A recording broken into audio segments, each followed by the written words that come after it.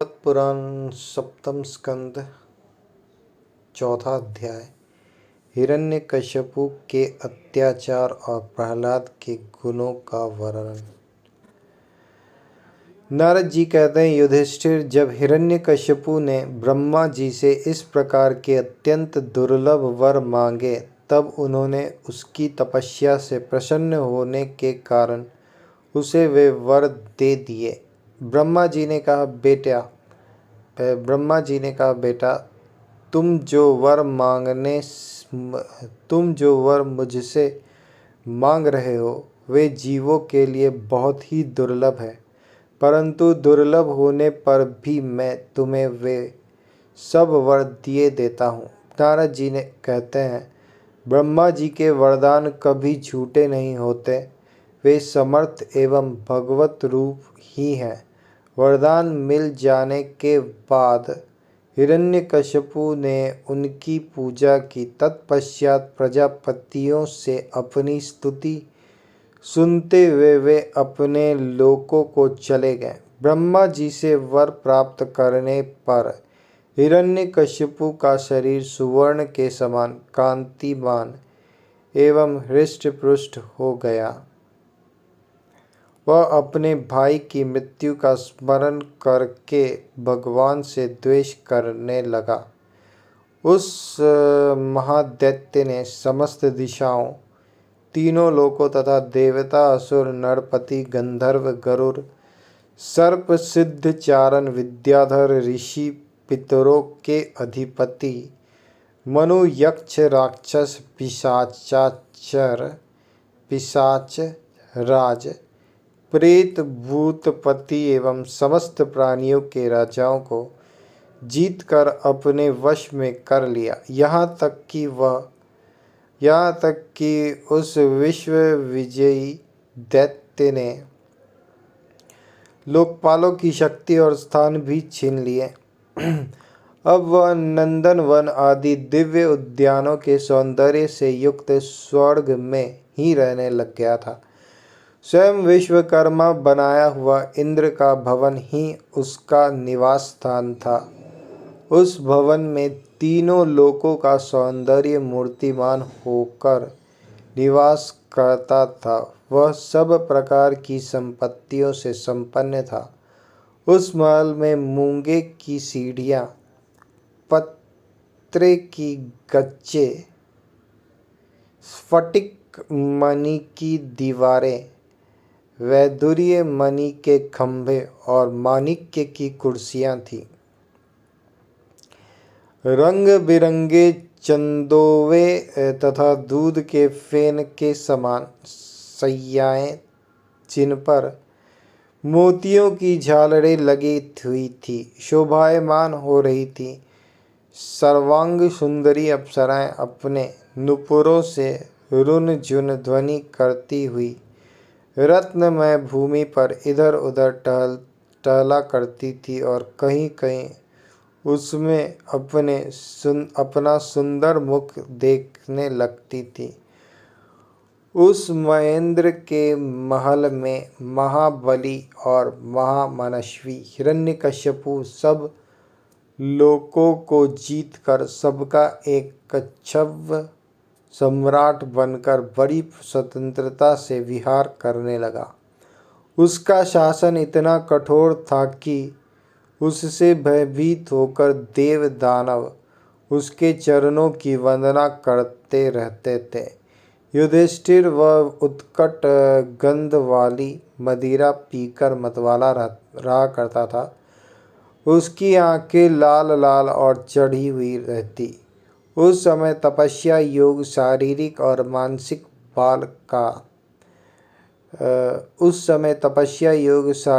और मानसिक बल का वह भंडार था। ब्रह्मा, विष्णु और महादेव के सिवा और सभी देवता अपने हाथों में भेंट ले लेकर उसकी सेवा में लगे रहते। जब वह अपने पुरुषार्थ से इंद्रासन पर बैठ गया, तब युधिष्ठिर, विश्वावसु, तुम्बुरु तथा हम सभी लोग उसके सामने गान करते थे। गंधर्व, सिद्ध, ऋषिगण, विद्याधर और अप्सराएं बार बार उसकी स्तुति करती थी।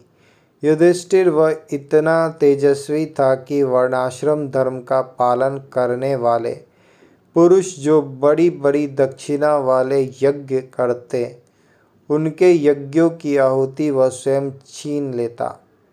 पृथ्वी के सातों द्वीपों में उसका अखंड राज्य था।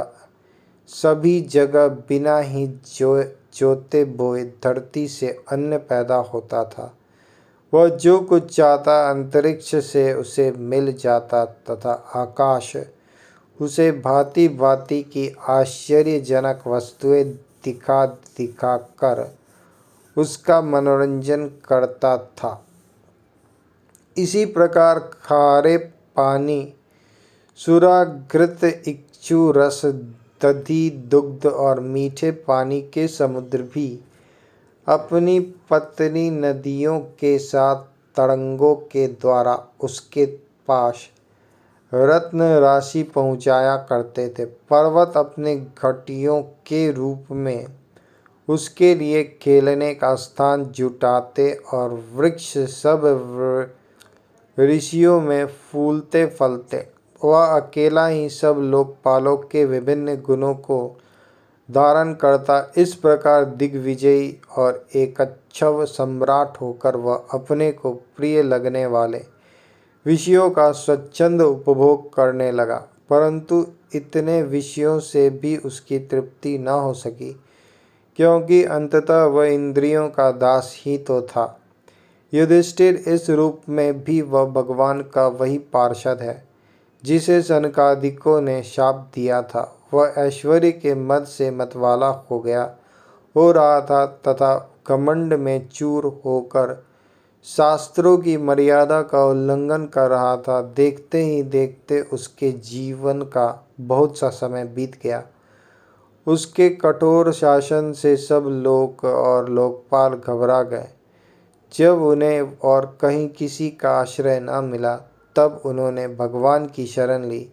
उन्होंने मन ही मन कहा, जहाँ सर्वात्मा जगदीश्वर श्री हरि निवास करते हैं और जिसे प्राप्त करके शांत एवं निर्मल सन्यासी महात्मा फिर लौटते नहीं, भगवान के उस परम धाम को हम नमस्कार करते हैं। इस भाव से अपनी इंद्रियों का संयम और मन को समाहित करके उन लोगों ने खाना पीना और सोना छोड़ दिया तथा निर्मल हृदय से भगवान की आराधना की। एक दिन उन्हें मेघ के समान गंभीर आकाशवाणी सुनाई पड़ी। उसकी ध्वनि से दिशाएं गूंज उठी। साधुओं को अभय देने वाली वह वाणी यों थी, श्रेष्ठ देवताओं, डरो मत, तुम सब लोगों का कल्याण हो। मेरे दर्शन से प्राणियों को परम कल्याण की प्राप्ति हो जाती है। इस नित्य दैत्य की दुष्टता का मुझे पहले से ही पता है। मैं इसको मिटा दूंगा। अभी कुछ दिनों तक समय की प्रतीक्षा करो। कोई भी प्राणी जब देवता, वेद, गाय, ब्राह्मण, साधु, धर्म और मुझसे द्वेष करने लगता है, तब शीघ्र ही उसका विनाश हो जाता है। जब ये अपने वैरहीन, शांत और महात्मा पुत्र प्रहलाद से द्रोह करेगा, उसका अनिष्ट करना चाहेगा, तब वर के कारण शक्ति संपन्न होने पर भी इसे मैं अवश्य मार डालूंगा। नारद जी कहते हैं, सबके हृदय में ज्ञान का संचार करने वाले भगवान ने जब देवताओं को यह आदेश दिया, तब वे उन्हें प्रणाम करके लौट आए। उनका सारा उद्वेग मिट गया और उन्हें ऐसा मालूम होने लगा कि हिरण्यकशिपु मर गया। युधिष्ठिर दैत्यराज हिरण्यकशिपु के बड़े ही विलक्षण 4 पुत्र थे। उनमें प्रहलाद यों तो सबसे छोटे थे, परंतु गुणों में सबसे बड़े थे। वे बड़े संत सेवी थे, ब्राह्मण भक्त, सौम्य स्वभाव, सत्य प्रतिज्ञ एवं जितेंद्रिय थे तथा समस्त प्राणियों के साथ अपने ही समान समता का बर्ताव करते और सबके एकमात्र प्रिय और सच्चे हितैषी थे। बड़े लोगों के चरणों में सेवक की तरह झुक कर रहते थे, गरीबों पर पिता के समान स्नेह रखते थे, बराबरी वालों से भाई की समान प्रेम करते और गुरुजनों में भगवत भाव रखते थे। विद्या, धन, सौंदर्य और कुलीनता से संपन्न होने पर भी घमंड और हेकड़ी उन्हें छू तक नहीं गई थी। बड़े बड़े दुखों में भी वे तनिक भी घबराते न थे।